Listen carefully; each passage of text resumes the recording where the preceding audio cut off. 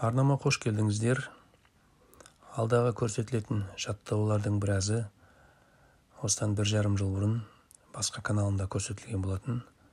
Бұл жаттығулардың кереметтей бір түрісі десе де болады. Бұл жаттығуды әркім әртүрлі жасайды.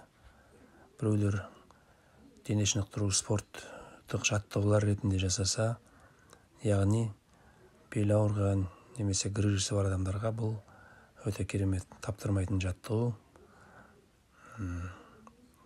Аяғымызды оңға бұрсақ, басымызды солға бұрамыз. Керісінше, аяғымызды солға қарай лақтырсақ, жан басымызбен қоса басымызды оңға қарай бұрамыз.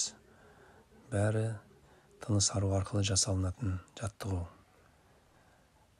Бір жағына бір бастап жасап көріңіз, 5-7-10-ға дейін жеткізіңіз. Соңын екінші жағына аяғыңызды осылай қойып, жатып жасап көріңіз. Міндетті түрде фиксация жасаңыз.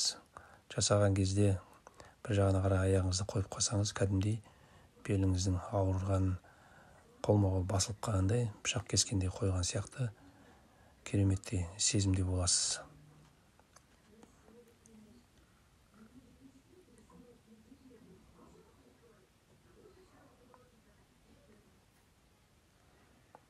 Келесі жаттығуда екі аяғымызды бірдей көтеремізді, оңға, солға, бірақ аяғымызды тік көтеріп, дәл жаңағындай түрде жасаймыз. Басымызды керісінше аяғымызға қарама-қайшы жасаймыз. Бұл да тыныс алу арқылы жасалған өте тиімді болады өзіңізге.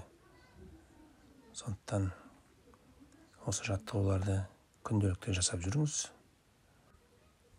Жаныңызға дәру, дертіңізге шипа болсын. Ауырмаңыз.